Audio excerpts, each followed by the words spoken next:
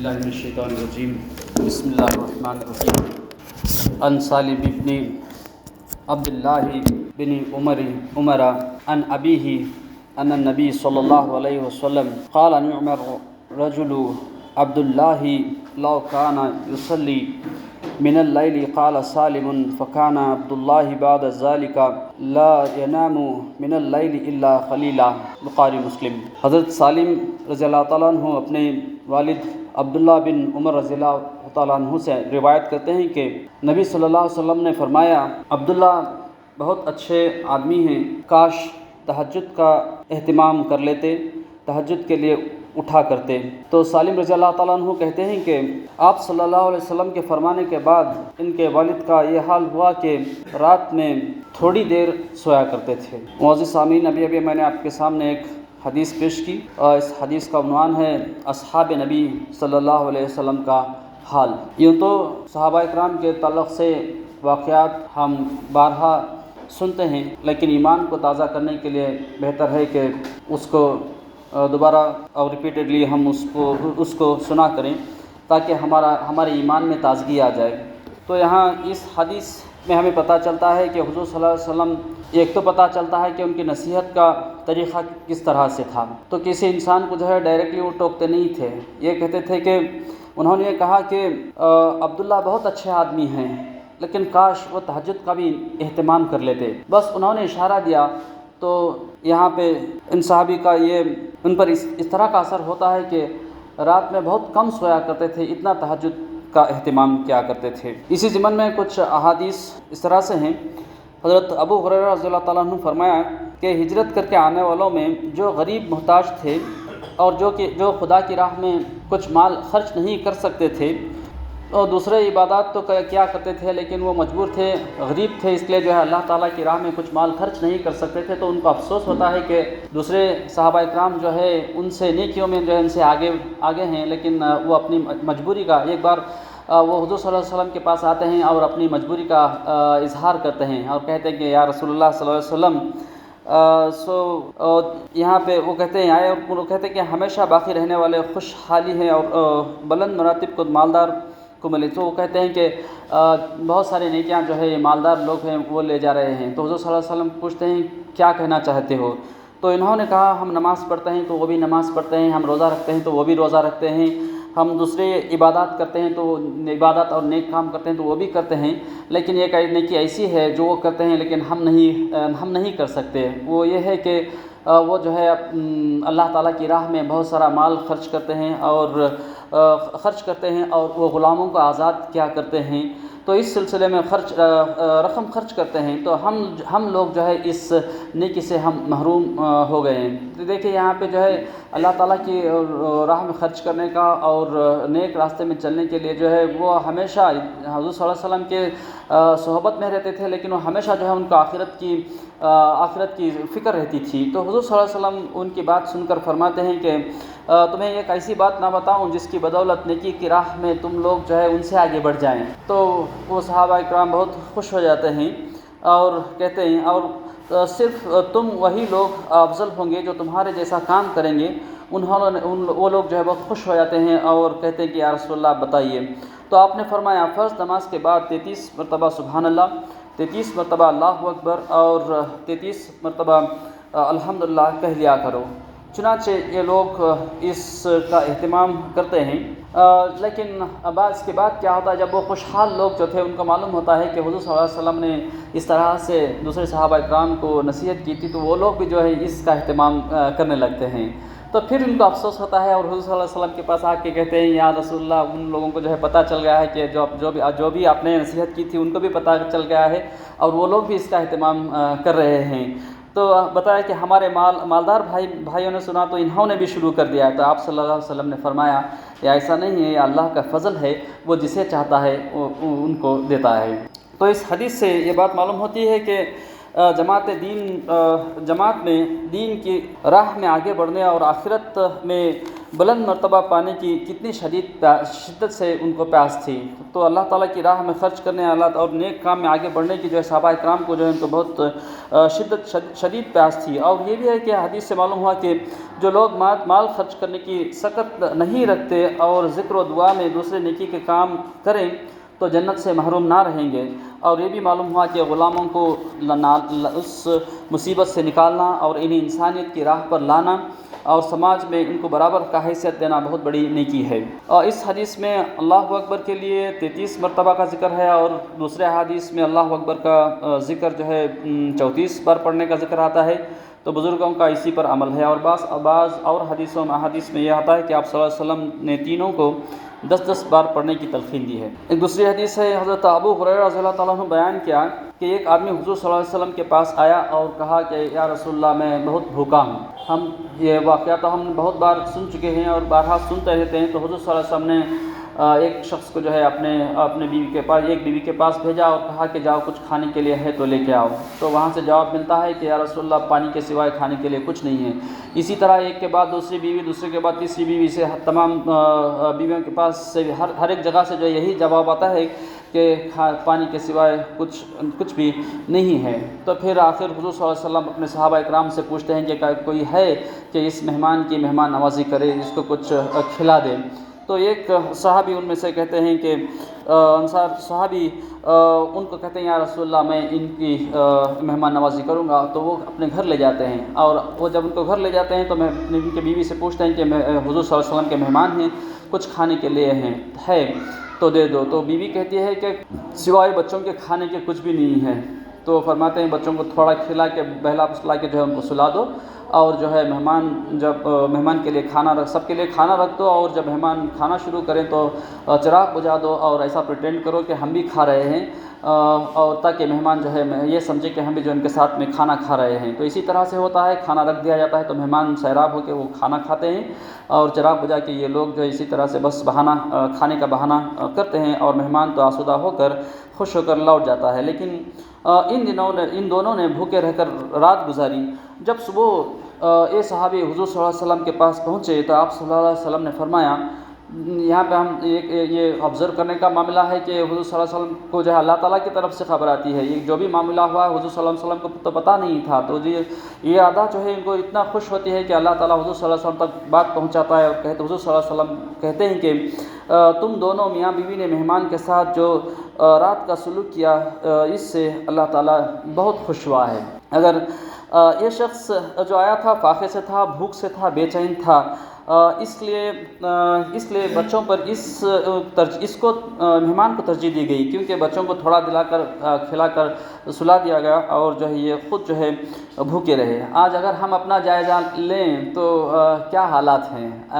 میری ایک مثال 25-30 سال ہو گیا، 10 عرصہ ہوگا بنگلور شفٹ ہونے سے پہلے ایک دوست کا کام ودھان سودا میں تھا، تو وہ مجھے لے کے آیا، چلو پھر تھوڑا کام کر کے آتے ہیں. تو ایک دن کام ہوا، اگلے دن پھر کام کو جانا تھا. تو رہنے کے لیے جگہ نہیں تھی، لاج کے لیے جگہ نہیں تھی، کھانے کے لیے بھی کچھ پیسے نہیں تھے. تو یہ میرے رشتے کے تائر تھے، گھر گئے، بہت مشکل سے ڈھونڈ کے چل کے گھر گئے. دروازہ تو کھلا نہیں ہے، نوکرانی آئی، کون پوچھے. اس طرح سے ہم رشتہ دار ہیں. تو اس کے بعد پھر کچھ جواب ہی نہیں. تھوڑی دیر بیل بجاتے رہے، پھر وہاں سے نکل گئے. تو پھر وہ رام چندر پور میں چلے گئے. چلو پھر وہاں پہ کچھ دیکھتے ہیں، کچھ انتظام ہو جائے اگر پہچان کے لوگ. کچھ بھی نہیں ہو. پھر بہت دیر کے بعد میں ایک دوست ملا جو لے جا کے کھانا کھلایا. اس کے بعد سونے کے لیے جگہ نہیں تھی. مسجد میں سونا چاہتے تھے، وہ لوگ کچھ کہہ رہے تھے جن ہے وہ ہے، کوئی نہیں سوتا ہے. تو دیوار پہ بیٹھ گئے دونوں، کیا کریں. پھر ایک پہچان کا آدمی آیا، اور گاؤں کا تھا، پہچان کا آدمی آیا تھا. وہ گھر لے گیا، چلو ہمارے گھر رات بتا. گھر اتنا چھوٹا تھا کہ اگر پیر پھیلائیں تو سر لگ جاتا ہے. سر اور پیر جو ہے پورا آرام سے سو نہیں سکتے تھے. لیکن اس امیر شخص سے جو ہے امیر رشتہ دار سے اس کی مہمان نوازی سے تو خوشی ہو گئی ہے. ہماری حالت اس طرح کی ہے. تو جب اور ایک حدیث ہے، جب خباب رضی اللہ تعالیٰ عنہ فرماتے ہیں، حضرت خباب رضی اللہ تعالیٰ عنہ فرماتے ہیں کہ ہم لوگوں نے خدا کے خوشنودی کی خاطر سے ہجرت کی اور رسول صلی اللہ علیہ وسلم کے ساتھ مدینہ آ گئے. تو ہم میں سے کچھ لوگ وفات پا گئے، انہیں اپنے دنیاوی انعام کچھ بھی نہ ملا. مطلب مکہ کی زندگی بہت مشکل تھی، لیکن مدینہ کی زندگی جب ہجرت کر کے گئے تو وہاں پہ دنیائی صحابہ کرام کو دنیا کی انعامات بھی ملے اور آخرت کے انعامات بھی ملے. لیکن چند صحابہ جو ہے ہجرت سے پہلے ہی یا چند دن بعد ہی جو ہے وہ اللہ تعالیٰ کو پیارے ہو گئے تھے، تو دنیا کے وہ انعام جو تھے ان کو نہیں مل سکے. ایسے ہی لوگوں میں یہاں پہ ایک صحابی کا ذکر کرتے ہیں جو مصعب بن عمیر رضی اللہ تعالیٰ عنہ. بارہا ہم مصعب بن عمیر رضی اللہ تعالیٰ عنہ کا واقعہ سنتے ہیں. وہ جو ہے جنگ احد میں شہید ہوئے اور اس وقت ان کے جسم پر صرف ایک کمبل تھا. دفن کرنے کے لیے کچھ کپڑا میسر نہیں تھا، تو جو ان کے جسم پر کمبل تھا تو اسی کا استعمال بھی جو ہے کفن کے طور پر استعمال کیا گیا. لیکن وہ بھی اتنا تھا کہ اگر سر کو ڈھک دیا جاتا تو پیر کھلے رہ جاتے، اگر پیر ڈھک دیا جاتا تو سر کھلے رہتے. تو حضور صلی اللہ علیہ وسلم نے کہا کہ سر کو ڈھک دو کمبل سے اور پیر پر جو ہے کچھ گھاس ڈال کے دفن کر دیا جائے. تو ذرا ایسے صحابی جن کا یہ حال ہے کہ دفن کے لیے جو ہے ایک کفن بھی میسر نہیں تھا، تھوڑا ان کی زندگی پر، پچھلی زندگی پر، اسلام قبول کرنے سے پہلے ان کی زندگی پر اگر ہم نظر ڈالیں تو ان کی زندگی کیسی تھی. حضرت مصعب رضی اللہ تعالیٰ عنہ مکہ کے نہایت خوشحال خاندانوں کے چشم و چراغ تھے. بہت ہی امیر گھرانے سے تھے اور بہت ہی خوشحال زندگی سے تھے. ان کی زندگی بہت ہی عیش و آرام سے گزر رہی تھی. سواری کے لیے بہترین گھوڑے تھے. صبح کی سواری کے لیے ایک الگ گھوڑا، دوپہر کی سواری کے لیے ایک الگ گھوڑا. جس طرح سے ہم آج موٹر بائک اور الگ الگ کاریں استعمال کرتے ہیں، اس طرح سے سواری کا الگ الگ انتظام کیا کرتے تھے. اور وہ ڈریسز جو ہے کپڑے جو ہے علیحدہ عمدہ لباس پہنے کرتے تھے، اور دن میں ایک ڈریس پہنتے تھے تو صبح میں ایک ڈریس اور شام میں ایک لباس بدلتے تھے. اور جب نبی صلی اللہ علیہ وسلم کی دعوت کی حقانیت ان پر واضح ہوئی تو انہوں نے اسے اسلام کو قبول کرنے میں دیر نہیں لگائی اور یہ نہ سوچا کہ ان کے اسلام لانے سے کیا ہوگا، کیونکہ وہ خوب جانتے تھے کہ مکہ کے حالات بہت واضح تھے کہ جو بھی اسلام قبول کر رہے تھے تو ان پر حالات کیسے گزر رہے تھے. تو اچھا پتہ تھا، تو ان کو بھی اچھا پتہ تھا کہ اچھی طرح سے پتہ تھا کہ اسلام قبول کریں گے تو کیا حالات ہوں گے. یہ جو عیش و عشرت کی زندگی ہے، جو اس سے سواریاں ہیں، جو آرام بھی ہے، تو ان سب چیزوں کو قربان کرنا پڑے گا. اور صرف اتنا ہی نہیں ہے، جو بھی مصیبتیں آگے آنے والی ہیں ان مصیبتوں کا سامنا کرنا پڑے گا، کیونکہ بہت سارے دشمن تھے. دشمن بہت سارے تھے اور بہت ساری مصیبتیں تھے اس وقت میں. لیکن انہوں نے اس پر ذرا بھی نہیں سوچا. جب ان پر جو ہے اسلام لانے کی خواہش ہوئی تو اور جب بیعت لائے، وہ ان کے اسلام سے پہلے زندگی اور اسلام لانے کے بعد کی زندگی سوچ کر حضور صلی اللہ علیہ وسلم خود کئی بار رویا کرتے تھے کہ ان کی زندگی کتنی اچھی تھی اور ان کی زندگی کا آپ کی زندگی کا حال. لیکن یہ صحابی جو ہے حضرت مصعب بن عمیر رضی اللہ تعالیٰ عنہ، وہ جو ہے کبھی بھی افسوس نہیں کیا اور پرانی زندگی کو کبھی بھی یاد نہیں کیا کرتے تھے. حضرت ابو ہریرہ رضی اللہ تعالیٰ عنہ فرماتے ہیں کہ اہل صفا میں 70 آدمیوں کو میں نے اس حال میں دیکھا کہ ان میں کسی کے پاس چادر نہیں تھی. 70 افراد تھے جن کو اہل صفا کہتے ہیں. ان کے پاس پہننے کے لیے کپڑا نہیں تھا، صرف ایک چادر ہوا کرتی تھی، کمبل ہوا کرتی تھی. کئی صحابہ کرام تو تہبند کی طرح لپیٹ لیا کرتے تھے اور کئی جو ہے گردن پر ڈال لیا کرتے تھے. وہ بھی چند صحابہ کرام کی ٹکنوں تک آتی تھی اور اسے چھوٹے ہوتی تھی، اور کئی مرتبہ وہ اس کو پکڑے رہتے تھے کہ کہیں کھل کر شرمگاہ نہ دکھائی دے. تو اس طرح سے ان صحابہ کرام کی حالت تھی. حضرت ابو ہریرہ رضی اللہ تعالیٰ عنہ فرماتے ہیں کہ خبیب بنو حارث کے یہاں قیدی تھی. ایک اور واقعہ ہے خبیب رضی اللہ تعالیٰ عنہ کا. یہ جو ہے قیدی تھے وہاں پہ جنگ بدر کے بعد میں. وہ بنو حارث کے یہاں قیدی کے حیثیت سے تھے. تو یہاں پہ جنگ بدر میں جو ہے حضرت خبیب رضی اللہ تعالیٰ عنہ نے بنو حارث کو قتل کر دیا تھا. اس کے بعد قیدی بن گئے اور ان کو پتہ تھا، اور جو دشمن جو ہے انہوں نے ان کو قتل کرنے کا ارادہ کر لیا تھا. تو ان کو پتہ تھا کہ صبح یا شام ان کو قتل کر دیا جائے گا. تو جب پتہ تھا تو وہ جو ہے ایک بچی سے وہ اپنی موت کی تیاری کر لیتے ہیں. ایک بچی سے اس طرح منگاتے ہیں کہ تاکہ ناف کے بال جو ہے صاف کر لے. تو اس وقت کیا ہوتا ہے کہ وہ بچی حارث کی بچی جو رہتی ہے وہ بچی ان کے پاس آ کے بیٹھ جاتی ہے اور ان کے ہاتھ میں وسترا بھی ہوتا ہے۔